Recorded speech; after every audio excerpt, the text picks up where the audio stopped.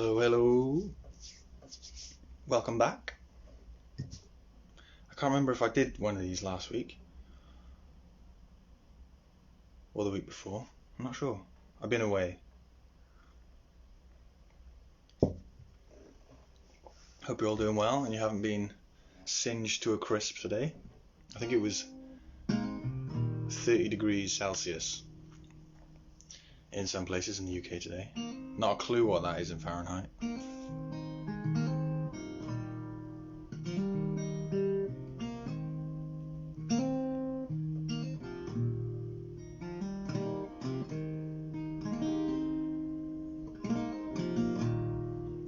Hello. Hello. Yeah, today I'm chatting with Andy Jones, who is who is the co-founder and booker of Focus Wales Festival, which is a wicked festival. It's an international showcase festival based in Wrexham in North Wales, and I've played it a couple of times, the actual festival, and Andy also does events under the Focus Wales sort of banner, and puts on showcases at other big events like that, like South by Southwest, and all over the place. Yeah, it's a wicked festival, and Andy is a huge part of it. So hopefully we'll get him on here soon. I think last time I played was last year or the year before, and we played in the church. I can't remember what the church's name is now, but it was awesome. Played full band. We played just before Martin Joseph.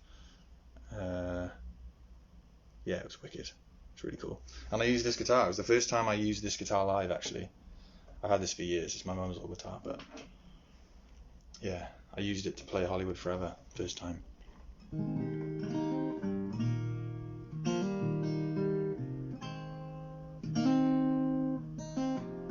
St. Giles Church. Yeah, that's the one. Yeah, that was awesome. Yeah, it was really cool. Where is he? See if we can find him.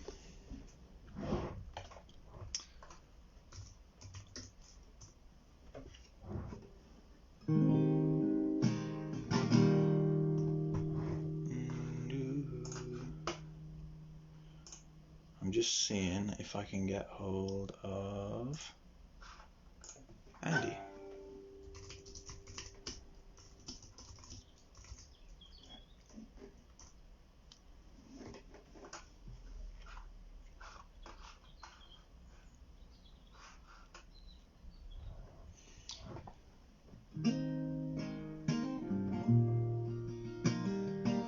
But yeah, we obviously Focus was postponed or cancelled this year, like everything else.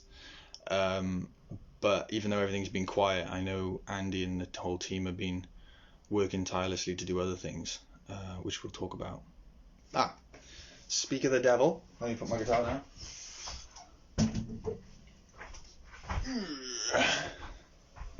Here he is. All right.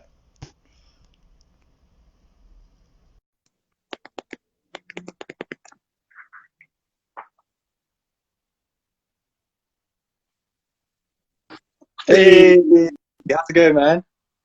Yeah, good, thanks. Yeah. I tried to do an interview like this on Instagram about a week or two ago and it didn't work. And I know we've done a little test, but I was honestly starting to get the fear then and Touch thinking, wood. Touch wood. yeah, The room's good. You're nice and crisp. I can hear you well. good, happy days. Yeah. And yeah, I mean the lighting's okay, but I don't have a professional studio set up quite like yourself. Well, Yeah, I I'm think by a window. I'm exactly the same as you. I think we're all getting used to this sort of sort of communicating and, doing conferences online and for artists doing live streaming shows from home and stuff. And I need to get my setup teched up, I think. I need to get some better lighting and a microphone. But so long as you can hear me Yeah, and it's see perfect, me. man. Honestly, it's wicked. All you need is a window, isn't it? Yeah, and for the sun to still stay shining. But it's a good day here, so plenty of sunshine, so I can't really complain. Yeah, man. Um, Where are you based? so I'm in a little village just south of Wrexham, called Chirk. So it's like the train, one of the train stops just before you get to Wrexham, Okay. traveling north. But it's a lovely little place. As I say, Wrexham County, but we're in the sticks, really. Lots of nice countryside around, and nice place to bring up kids. Yeah, yeah. You've got a new one on the way, haven't you? Yeah, any day. Oh Yeah, I man, think, when's the due date?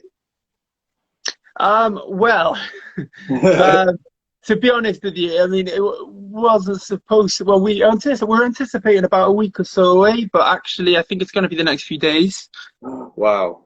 Yeah, I mean, any day really. Could be tonight. Could have an So, Instagram live and just rush off. well, to be honest, Dan, I mean, the wife did ask actually. Jen was saying, "What happens if you're doing this conversation thing on Instagram?" And I said, "I'm sure Dan will understand." But things seem quite calm right now in the house, so I Good. think I think we're going to be all right. But yeah, it's definitely a nice place to bring up little uns, and I think like doing the work that I do, it's quite good to be honest to not be in a city or even a big town, just so that when I'm not at conferences or events, I do, I can come home and it's just that little bit more chilled here. Yeah, I mean, geez, man. I mean, most of what you do is just people, people, people, isn't it? Yeah, I mean, it's definitely been a bit of a culture shock, really, in the last few months, in that respect. That the first like couple of months of this year was, I think I went to about 4 or 5 festivals before it all, before everything locked down. So I was just on a bit of a run, yeah, from like Eurosonic to Showcase Scotland to festival in Okinawa, festival in Russia, and then it all just stopped. So yeah, I am quite yeah, in my life, like generally I'm quite used to being social and seeing people. Yeah. So it's been quite bonkers to suddenly have such an extended period of time where I'm just working from home. But it's been good in lots of respects, just to be home and be with family and Yeah. Does it feel? um, Does it kind of yeah. feel a little bit nice to be forced to slow down a bit, or? Look, yeah, in some respects, yeah. But I mean, obviously, we've had to like postpone the festival twice, Yeah. so that's like a couple of thousand emails. It's kind of been non-stop in some respects, Mhm. which it actually at the same time has not been such a bad thing because had something to get stuck into and sort of distract from the reality of what's going on in some respect, because if I've got like a big task list of Focus Wales related work and emails and things to get through, it means that I can have a healthy amount of obsession with like, oh, when's the vaccine gonna happen, or what's happening with the live sector, because it's so easy to sort of let those concerns and those things just occupy all of your thoughts all the time. But yeah, we've been really busy. But like, at the same time, yeah, been working from home the whole time, so it has been good. And just Yeah. to be here while Jen's pregnant, and Yeah. um, because I think last time with our first, I was just traveling so much during that period. I mean, you've So got. Oh my God! Like, I mean, you've done a normal person's worth of traveling already this year. I reckon you've flown so much. Like, I see on Facebook all the time, and it's like, Andy's checked in Russia, and then I'm like, whoa. And then 2 days later, it'll be like, Andy's checked in the other side of the world. I'm like, holy shit. yeah, it was a crazy start. Yeah, I think. Yeah, because I mean, in between all of those festivals, I also like we did like a family trip to New York, and then it was Japan, then it was Russia, and then by the time we landed from there, it was basically everything had gone belly up. Yeah. So like, you know, um, everything came to a full stop. I mean, just ahead of South by Southwest, obviously, and we were all hoping to be able to go to that. Yeah. Um, but yeah, I'd already done quite a lot, to be honest with you, and in some respects, for all its negatives, like if there was one silver lining for it on a really selfish level, it is that I've been able to just be home, and I've had, I guess, like everybody, the opportunity just to sort of take stock, and I think it's been like a moment of reflection for everyone, hasn't it? Just in terms of um, your life and what you're doing, and what you can do better, Yeah. and so it's been good in that respect. Definitely spent a lot of time running, Oh, which that's really nice. yeah, I find it's like really good for just like clearing the head, and I don't know, just stay healthy of body and mind. Absolutely, yeah. Loads of people are getting way more of a chance to do that now, I think, and realizing how beneficial even the slightest bit of it is. You know? Yeah, I mean, personally, I've seen like Jimmy from Future to the Left and what he's been doing with his running punks, and I found that really inspiring, to be honest with you, to see like to see him going out every day listening to tunes, and they're fun, like the videos he's been doing, but it's been good motivation to think, what, yeah, just get a playlist on, Yeah. get the headphones in, and just like hit the road. It has been good, but it's I mean it's definitely kept my energy levels up so that I can get back into it and postpone the festival again, and Yeah. not get too down about the things. But yeah, I mean generally it's a strange run. I think, like, for all the sort of challenges professionally that it's brought to the table with what we're doing with Focus Wales, it's an odd one. I think in any other time, if you were lumbered with work that you're not anticipating, the volume of work that we've had, you'd be moaning about it. But in the grand Yeah. scheme of things, it just like it pales into insignificance, really, because Yeah. obviously much more serious things are happening, and I don't know, it gives you like some good perspective, really. So we've just got on with it, and done our best to adapt, and beyond postponing the festival, just trying to have a think about what we can do to be useful to the music community in Wales. So looking at some new projects Yeah, I to mean, you've help been out. doing like you've got all the Out of Focus, the Global Music Mash, you're doing the Inez stuff. Like, you're still super busy, aren't you? Well, I mean, this is it, really. We took stock, and we realised that we're in a good position, I think, in some respects, that we're not, compared to, say, field festivals. We have this year-round activity that we do anyway, where we're helping artists from Wales to go overseas and showcase at industry events. And alongside that, there's a lot of artist development work that we do, prepping the artists to go. As you know, just making sure that artists are touching base with industry in those places and considering all the things that they need to before they go and play these types of events. So much of that type of work we can adapt, and we can look at online equivalents to that sort of activity. So we've been looking at a whole bunch of projects, and yeah, the Out of Focus digital conference is happening next month, and yeah, the whole point of that really is about just helping, trying to, like, group artists with industry that can give them some solid advice and feedback at this moment in time. Yeah, yeah. So that hopefully, just to help with the resiliency of it all. So artists who are maybe at that tipping point where they're just starting to like make, generate some income from being a musician, being a songwriter, how they can maybe shore up the business side of things, of what they're doing. I know most artists don't like to think about that side of things, really, and would prefer to have a manager or someone else to come in to play and Right. take those responsibilities off of them. But from our experience, because of the geography of Wales, because people are just generally so spread out and isolated and just getting on with their own little DIY label or self-managing the project themselves, Yeah. we do find that actually plonking our artists into these environments, these networking environments, does generate solid outcomes. So you know, like we see it through our own festival and our own conference. So on a really grassroots level, you put like young bands into the Focus Wales conference, and they always come out of it bouncing, having like learned something new that they're going to apply to what they do, or they've met someone who wants to work with them.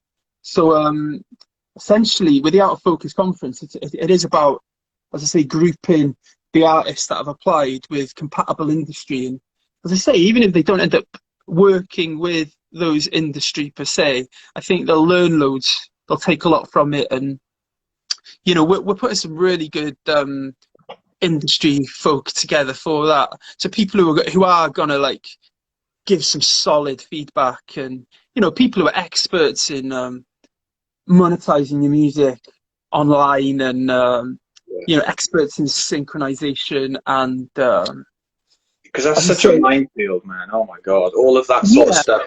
If you're already trying to produce your own music and write it and put it out and all that sort of thing, you think, you know, you get your artwork, you get your video, you've worked hard to record and write the music, and you've got this package, and you're like, it's here now, I can put it out, brilliant.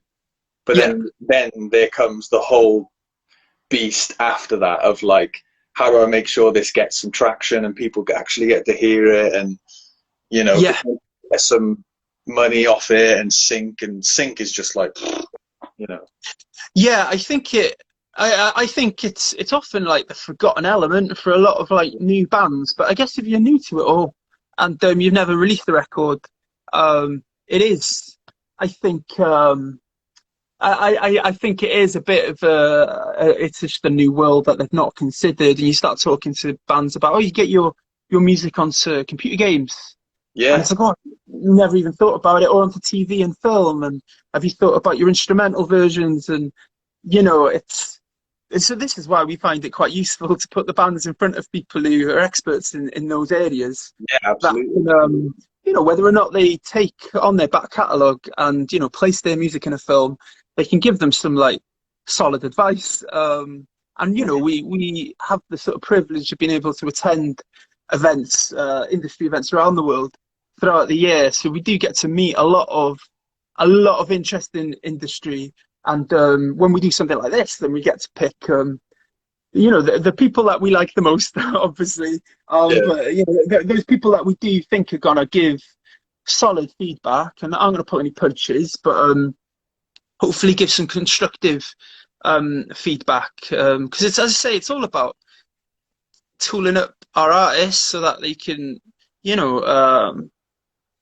be a bit more sustainable in their careers, and hopefully, you know, give people a bit of optimism, because it's obviously been mentally a challenging time. I mean, especially for artists who, you know, things were about to happen, about to maybe release their first record, had a bunch of, you know, festivals lined up, all that to be, you know, ripped away from you.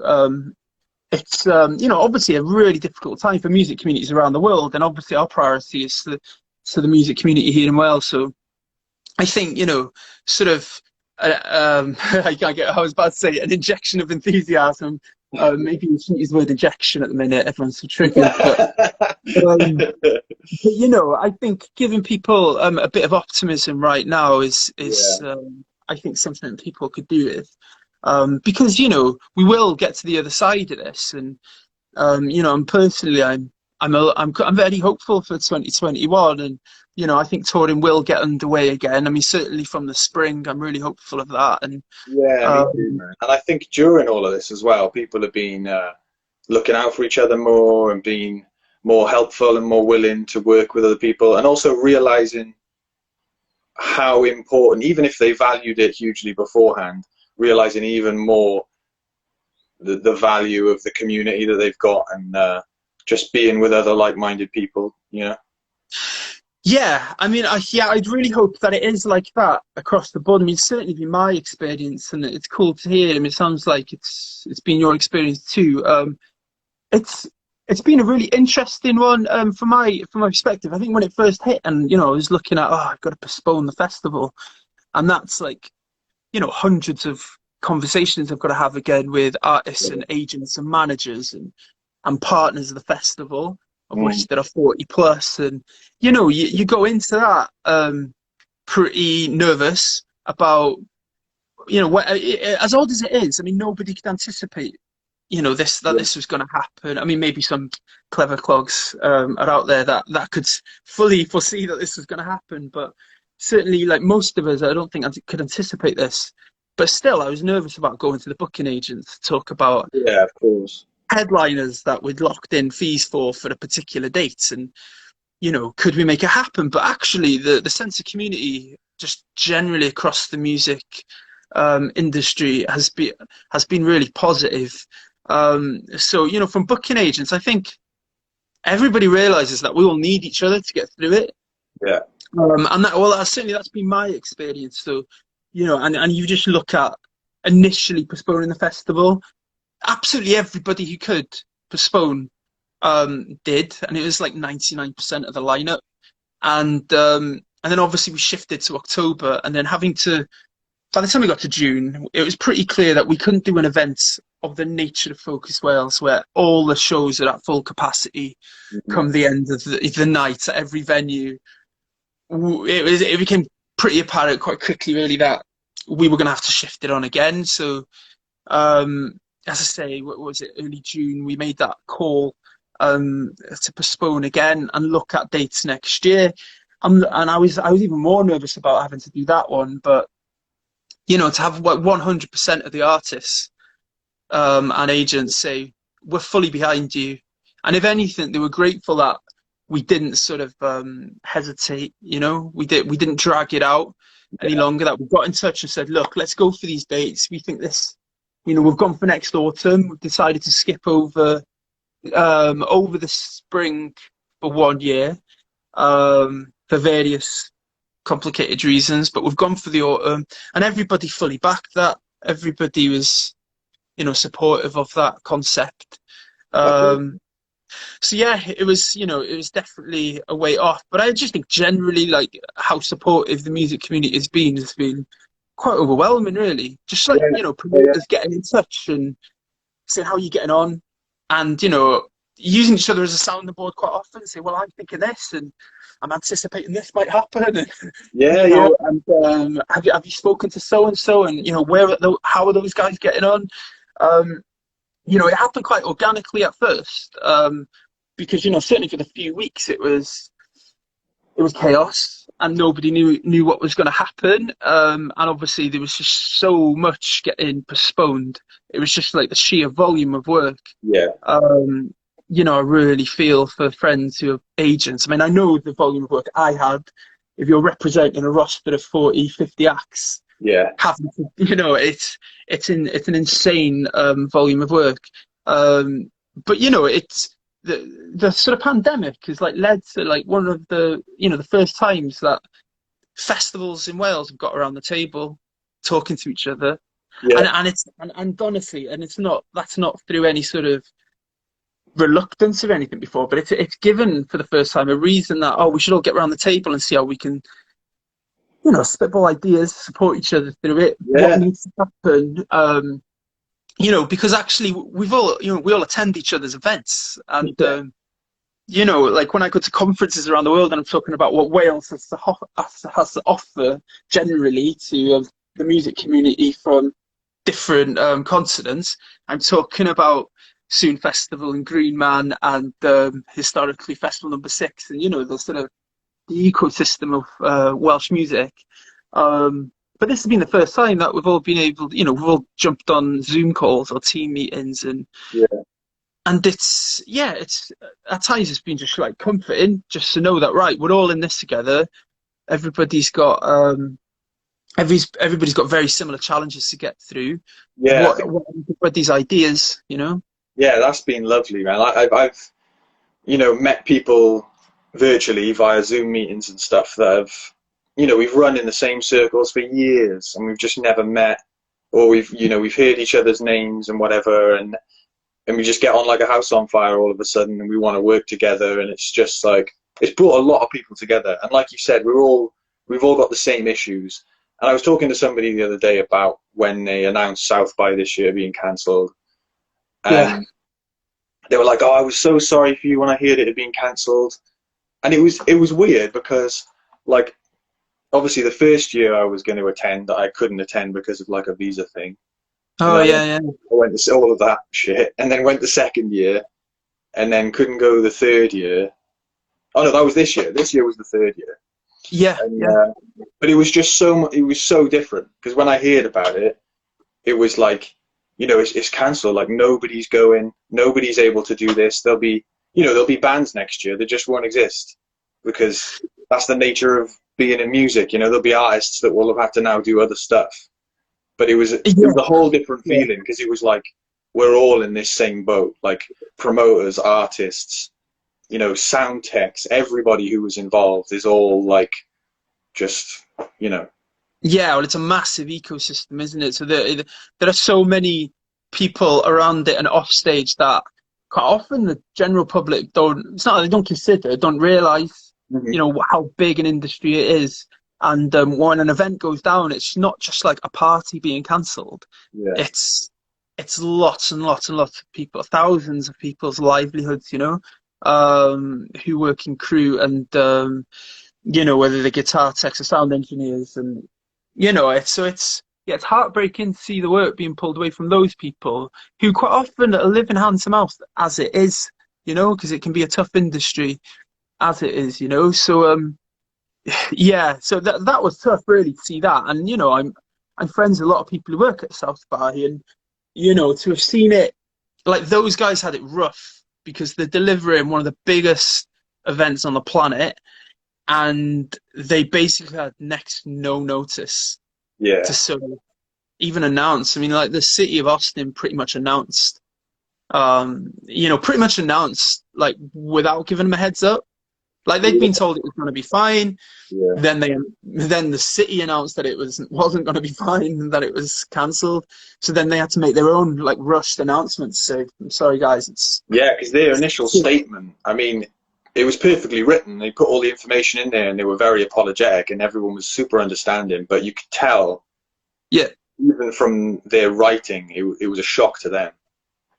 Yeah, and I mean, in hindsight, it was the right decision. Maybe it could have been taken earlier, but who knows? Like, it's such a difficult position for anyone in this situation, and the same goes for people who are facing similar decisions now, because like it's so hard to predict how this thing is going to develop, and it was really difficult to predict what was going to happen then because it was just so new to everybody. Yeah, So yeah, it's tough. Just looking at that event, but then there were plenty of others around the world that were happening where you've got young bands who would like book flights and hotels and all of the above, and delegates as well, like, industry who'd done that. And in some cases, sorry, I found out that there are bands who've done all those things without insurance. yeah, And in some cases, bands I'm aware of in Canada that had booked things without getting the funding secured in the first place. yeah, We're not realizing that they'd have a retrospective funding issue anyway, even if the thing took place. yeah. So there are young bands who've lost thousands and thousands, and yeah. I mean, the sobering reality is that some bands might just not recover from that, because it's such a blow to take. But Yeah.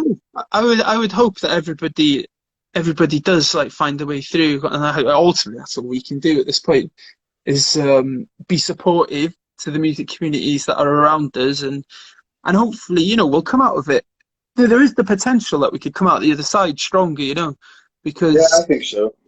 that sense of, as I say, community camaraderie is there. I think once we get some sort of positive news that suggests that we can have shows with no social distancing at some point in the future, I think we'll see, like, the confidence will rebuild, given enough time, and we might have a lot of support for the live sector. I would really hope that, Yeah, I'm yeah. really putting a lot of hope on that, because I think there's a lot of festivals who will rely on that support, and there'll be a lot of bands and tours that will rely on that support being there.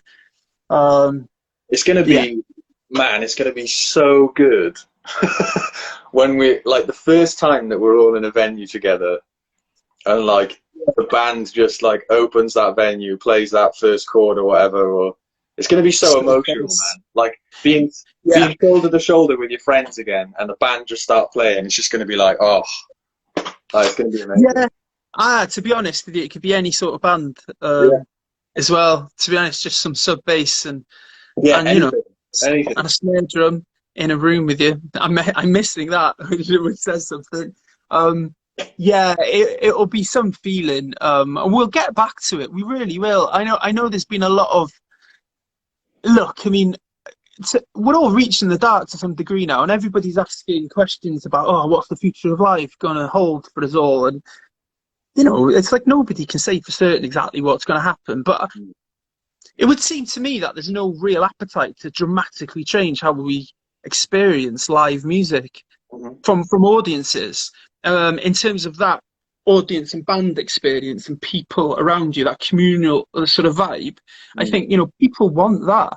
Um, I think there may be other technical changes that we see in venues, and I think looking at things like cashless, like it or not, I think that's come in. I mean, it's been adopted more widely outside of the UK, so it's Yeah, it's a lot more common in Europe, but in the UK, I think I just mean, the idea of it's it all is, heading that way anyway, isn't it? But I think yeah. it'll just speed it up. I think things like that will speed up service at bars to avoid congestion, queuing, and things, and also just on a hygienic sort of level, I think it kind of makes sense. I mean, look, I wasn't the biggest fan of it when I first went to an event. I'm not going to throw them under the bus because I love the event in Europe that have a cashless system, and I was like, oh, what's this all about? Um, but then actually the convenience of it when you're mid event and you're trying to catch as many bands as possible, and Yeah. you realize actually going to the bar is like a really quick thing, and you can grab your like European thimble of beer and get back to the show, and there's no faff. Foreign currency. Oh my God, man. I'm just, I'm, Yeah, I'm all over the place. Yeah, I can't. So when it comes to dollars as well, and they're like, I don't know, so and so cents, or that's a quarter, and I'm like, oh shit. yeah, you don't stop to be concerned about those things. That's it. When it's a cashless system, it's all on your wristband, and I know that whole concept will be like not just alien to people. There'll be people who'll be so opposed to it. They think, oh no, it's my right to use cash, and it's my legal tender and all that, and I want to be able to Yeah. exchange it. But like just in terms of big events, where you've got big volumes of people, and you want to avoid that congestion at bars, I think that's probably where it was coming anyway. To be honest with you, I don't. It wasn't too far off that, but I think we're gonna see a lot of festivals adopt that in the UK. You reckon that those like wristband cashless systems for festivals, are they? Has there ever been any issue with them? Are they safe? Um, I mean, from my experience, I've been to a lot of festivals where they've used them Yeah. actually, and I'm not suggesting Focus Well is going to start using this at any Yeah. time in the near future, to be honest. But I just think generally that's probably where it's going to go Yeah. in the UK and elsewhere where they haven't adopted it already. It's like a pre Um, thing, is it? it's a what? Sorry. Is it like a prepay thing? So basically, yeah, they have them top up machines within the festival sites, but you can do it online. You can do it from your phone. It's really easy. And then after the event, from your phone, you can just request anything that's left on it back Oh wow, cool. to the penny. It's actually, yeah, as I say, I went into it quite cynical, but from my experience of using that system quite a few times now across like France and the Netherlands and elsewhere, it's always quite painless, to be honest. And if anything, as I say, it speeds up service at bars and just means that you miss less music. That's a Um, great idea. yeah, queuing. I think that's going to be like a technical thing that I think we'll see that will, it'll improve hygiene because you've not got like this like flow of notes and money's filthy. Yeah. So I think venues generally, service sector, people are going to be looking at ways that they can keep hygiene levels up. Um, and that's one of them. I think, I think we're going to see things like the obvious, like sanitizer, absolutely everywhere. Everywhere, But I yeah. think all these things are really positive, and festivals could have benefited from this anyway. And And we've seen like some festivals adopt these things anyway, just in terms of like Glastonbury are pretty good like that. You can see, you can get sanitizer in pretty much all the fields, and keep yourself pretty clean. Yeah. So yeah, I think just generally, I think that could be like a philosophical shift for a lot of event organizers, where prioritizing keeping people healthy, getting them through it, is like is a significant part of it. I mean, duty of care, I think, is there for most like responsible event organizers. It is about like you're putting on party, you're entertaining people, you're keeping them safe, you're getting them through it to the other side. So that's an absent from people's thinking anyway. But I think those extra little considerations to improve hygiene are going to come into play. But social distancing at gigs is just like not a thing that's ever going to work. No, it's just not going to work. And even on the business level, like money wise, if you imagine you're like booking Shepherd's Bush or something, and everyone has to be 2 meters away, I mean, you're not going to make money back. No, it's nonsense. And like, where does the liability, lie? I mean, is it with the event organizer, or is it on the individual? I mean, I think to some degree it's going to have to be a case of, well, it's the individual's responsibility, as it always has been. If you're feeling poorly, don't take yourself out to a show and like make everyone else poorly. I think that is going. People are going to have to be considering that, because you can't. There's only so much responsibility you can place upon the event organizer.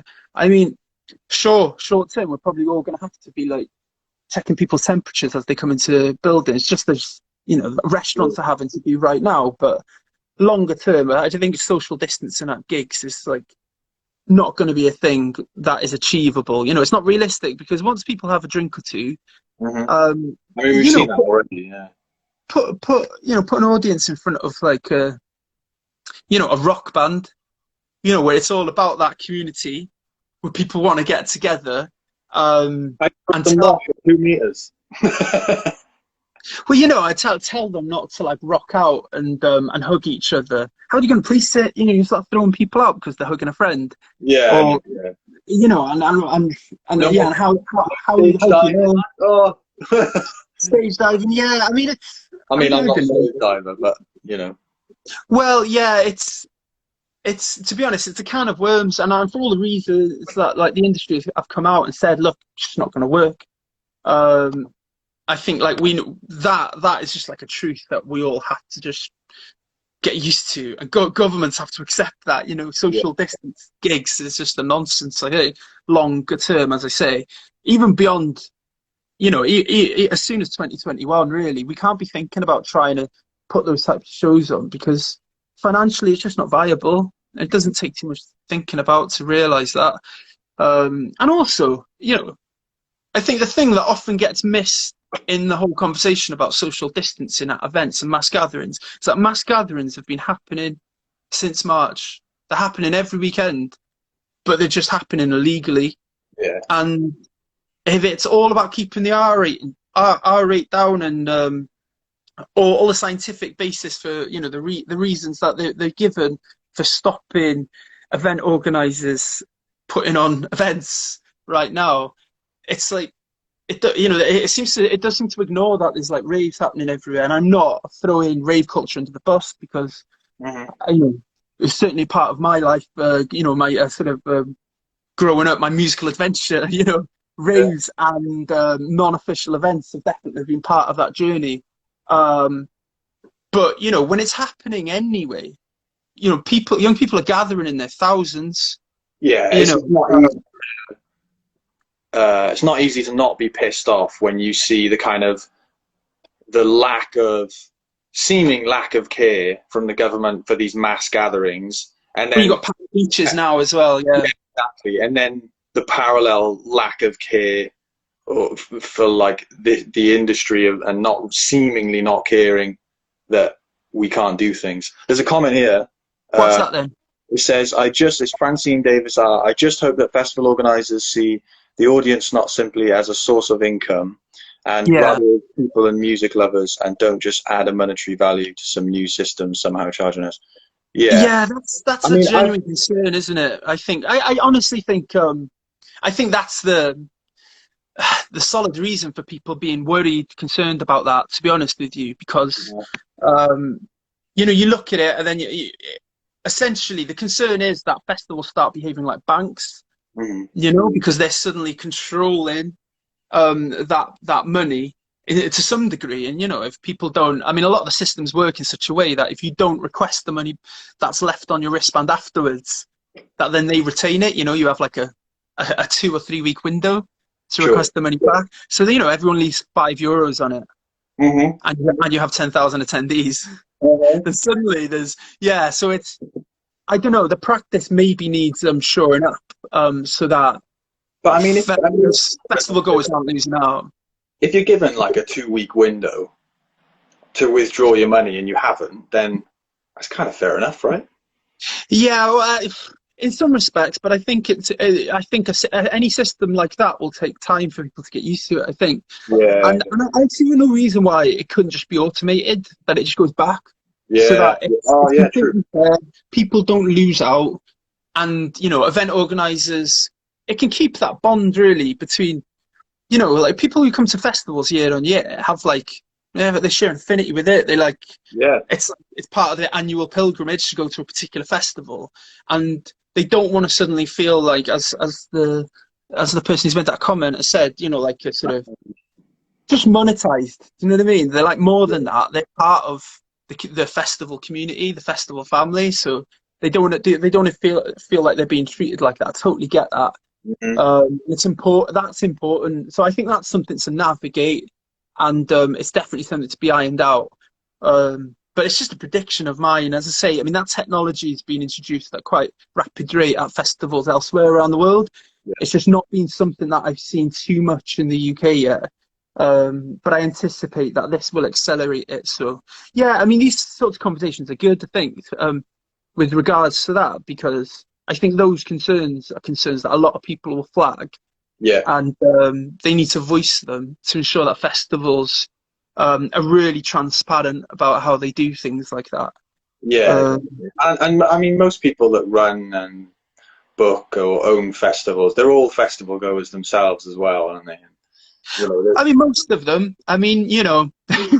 Most of them. Most people get into it as a result of a passion, and they're obsessed with like music, and just in some cases they just realize that they're really good at throwing parties, and that evolves into putting on a particular event that turns into a festival longer term. But I think most people are coming at it from a good place. But I think because the nature of it does mean that there's a lot of monopolizing companies putting on festivals. Some of the biggest festivals in the world are put on by those types of companies. And look, I've got good friends who work for some of those big monopolizing companies, and they're really lovely people and highly skilled individuals too.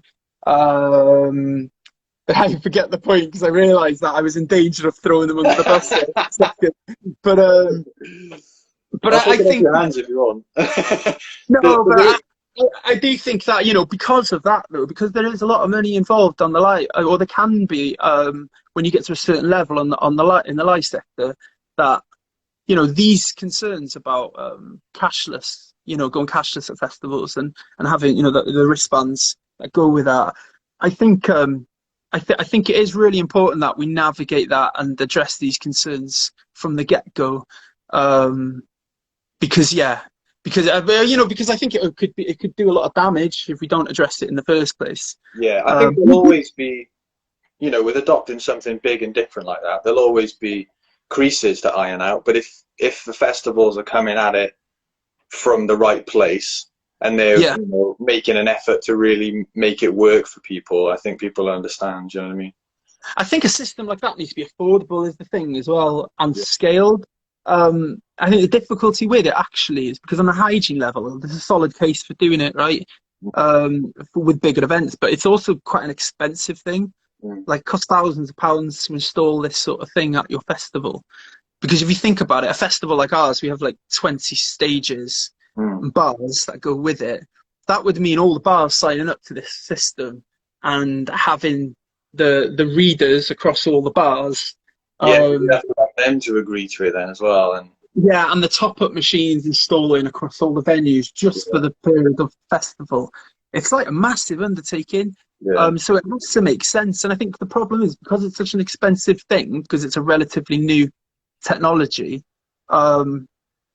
is the excuse that they gave probably. But because it is currently still quite an expensive thing, I think it means that, you know, I don't know. There are things built into it like that, like, oh, you've only got a couple of weeks to request your money, otherwise the festival keeps the money. Yeah. I'm not into that myself. So I think for the UK, just knowing the sort of, generally how the UK public can be, I think that will need to be fixed before it's adopted here. Oh man, yeah. If anybody ever felt like they were minutely getting screwed over, they'd kick off. Well, honestly, it'll be the undoing of a festival in the UK. Yeah. If they're seemingly like scamming people, so you've got to be transparent. I mean, and especially in Wales, like we're all about fair play, isn't it? It's about transparency and being being honest. So like it's really important that those things are gotten right. But that's a prediction. But like hopefully, as I say, beyond like just hygiene, hopefully improving generally everywhere, and just beyond music, just in restaurants and pubs generally. I think. Yeah, I found myself, I've become a bit of a hand sanitized connoisseur now. I've used it so many bloody times. Like you'll go, do you find yourself going, I went into Curry's today, had to go get a cable for something. Yeah. And they've got like a really watery one. And I was like, oh, this is terrible quality hand sanitizer. Like before, I couldn't tell the difference, but you line up 100 of them and I'd be like, I have no idea. They're all the same.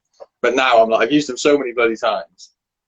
Yeah, it's weird with traveling like so much, like with my work. Then I find that I do use I have been using sanitizer on a regular basis, probably more so than the average person because I'm so often getting on airplanes. So I am kind of used to it, but yeah, I think it's part of life, isn't it, for the foreseeable? But I really hope we get back to a point where people aren't so sort of terrified of getting out there, and it's going to take time to rebuild confidence, definitely.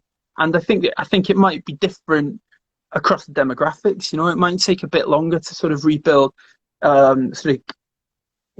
gig goer confidence for older audiences than it does for younger audiences. And we're seeing that just in terms of, I got friends who like promote events for older audiences, and just looking at like refund requests versus people putting on shows that target people in their early 20s, and it is quite dramatic, really.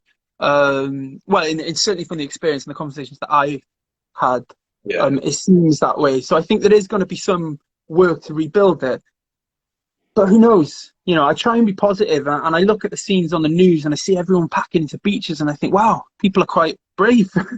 They're quite eager to get out there. So maybe when there are more treatments and beyond vaccines, which who knows, if there are more treatments and things that make this illness less deadly and something that we can live with, then hopefully it doesn't take, as I say, more than a few months for people to sort of get their confidence back and think, I'm going to go to a show. But we'll see. But we're going to do our best to sort of help rebuild that confidence. I think we certainly as Focus Wales share that responsibility, like every promoter does around the country, really. So we're going to be trying to pilot shows from early next year and show people that they can come to a show and that it's going to be safe, and that we're going to consider everything. Do you know what I mean? All the protocols.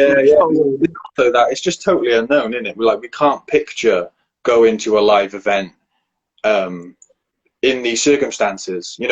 If there's so many things that at the beginning of lockdown, I think everyone felt really scared about because they just hadn't experienced it yet. And now people are going to, started going to supermarkets. We've started going out a little bit more again, doing things slightly more normally, coming back after 2 weeks. We're not sick. Amazing. And we're realizing that these things can be done.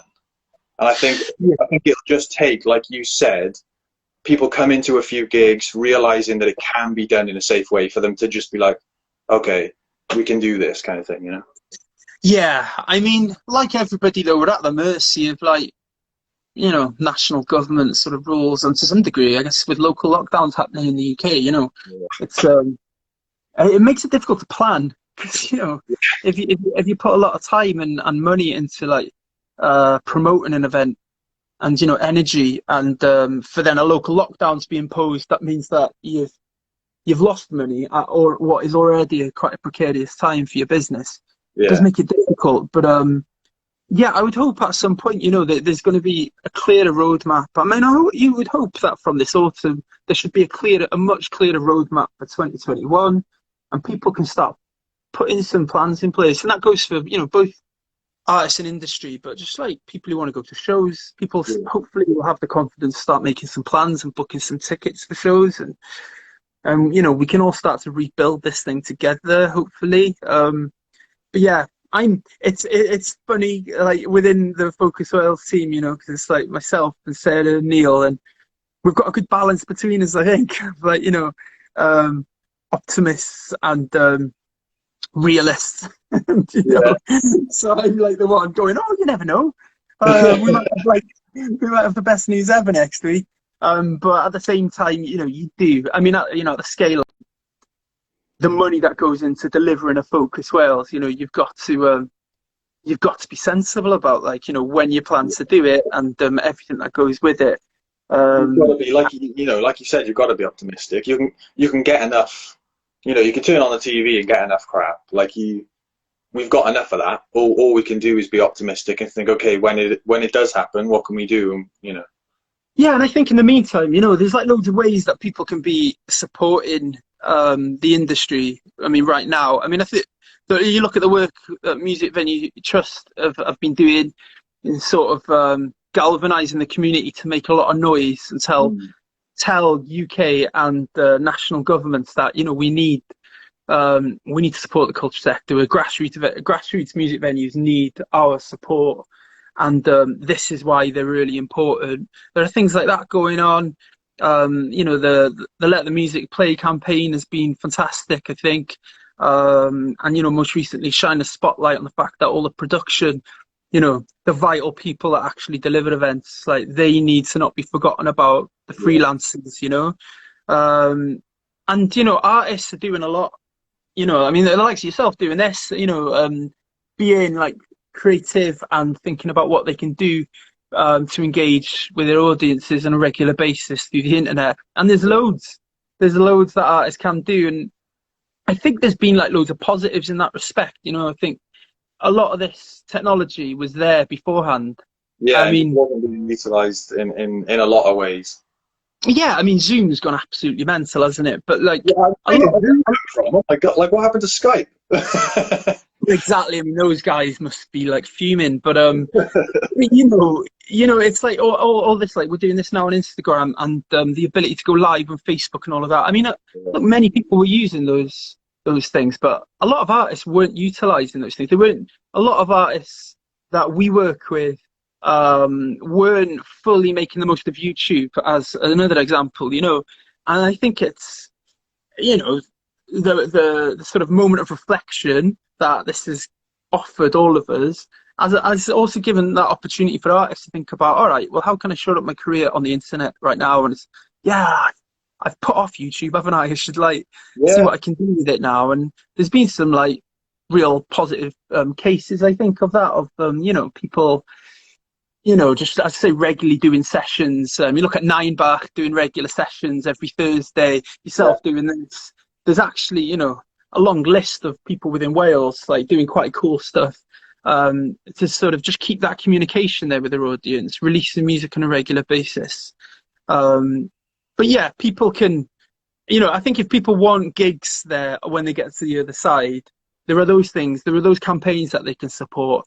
If they want the artists to be there and on the stage when they get to the other side, they can support the artist by buying some merchandise, go and buy a t-shirt or a lovely Pink Kid Smoke vinyl, or a Dan Bettridge album. Go and get this stuff, because it can really make the difference. I know this from speaking to the artists, and what a difference it can make if you get like a few. I just think psychologically as well, if you get a few album sales come in at the end of the week, just to like keep your spirits. It's so much different than it did 6 months ago to like look at your Bandcamp or your Big Cartel and it say somebody's bought a CD. or somebody's bought a vinyl, and you're like, oh yes, like it really makes it feels it's got a whole different like buzz to it now when somebody buys something. Yeah, I think, I think it's been good to see bands actually realise though as well that actually, oh, we could spruce up our shop a bit, or maybe we could have a t-shirt. I think Welsh Bands t-shirt day that Hugh Stevens got going was a really good one. Yeah. That was a good campaign, and a lot of bands got behind that. Snapped up a nice campfire social t-shirt on that day. Nice. But I think initiatives like this are really positive, as I say, and it just keeps that awareness there for audiences to sort of, I don't know, just cherish that relationship they've got with a band, keep buying their merchandise, so that they can, it's just that they've got the motivation to keep going as much as anything. But also, you people buy the merch, the bands can like start thinking about investing and doing a tour next year, whether it's just like putting the marketing behind the campaign or behind the new release. Like I'm trying to figure out I want to be ready when we can do things to be able to just hit the road and do it as soon as physically possible. You know what I mean? So it's like it's good because there's a lot of time to be planning right now. It's just the uncertainty makes it difficult, I guess. But I think, as I say, I'm really optimistic about next year, and I can see a lot of tours being announced for like February and March, and we're going to be helping with some shows from early spring, and I'm really hopeful that we don't have a government interjection where they say, oh, actually you still can't do shows. Hopefully we are at a point where we can deliver the shows at a level that works for audiences and the bands. But yeah, we'll just have to wait and see, and just try to stay optimistic in the meantime. I'm just like, I'm really grateful that we've managed to sort of salvage the festival lineup for next year. So everything between now and then really is just a bonus, and it's about like just being of service to the bands, really, the artists that we've got coming through in Wales, and just making sure that they've got opportunities to sort of and that's like develop their career. That's massively appreciated, man. I know, like what you guys do genuinely is wicked. Like I really, you work so hard, and all the stuff that you do for the artists, aside from the festival itself, I feel like you go above and beyond what most festivals do. And I think also during this time, you trying to support artists and giving them a little push in the right direction and all that sort of thing is like, that won't be forgotten by artists after all this at all. Fair play, man. Nice one. I appreciate that. I think ultimately though, it's like where we're coming from though. It's the whole point of Focus Wales is to like provide opportunities for our music community. I mean, we started it as a reaction to the fact that there wasn't in Wales at that point.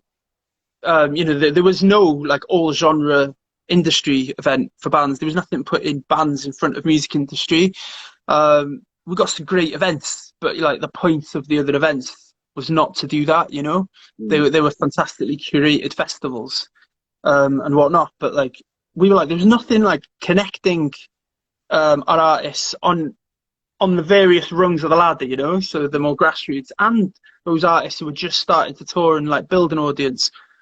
So that was the whole point. Let's connect them with industry. Let's invite industry to our festival, and hopefully we can make some stuff happen. And obviously at the time it's quite an audacious thing to do, and to do it in Wrexham, to not do it in Cardiff.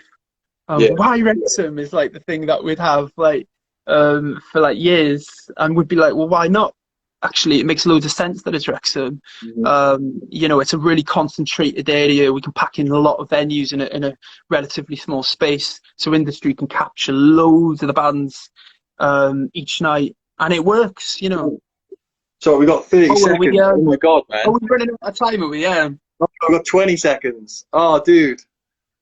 Before you cut off, just thank you so much. I really appreciate your optimism. It's been awesome to chat to you. No, and likewise, man. No, really good. And just keep doing this. I'm really enjoying these shows. And hopefully see you soon, like in the flesh, isn't it? Yes, absolutely, man. Sorry, 3 seconds.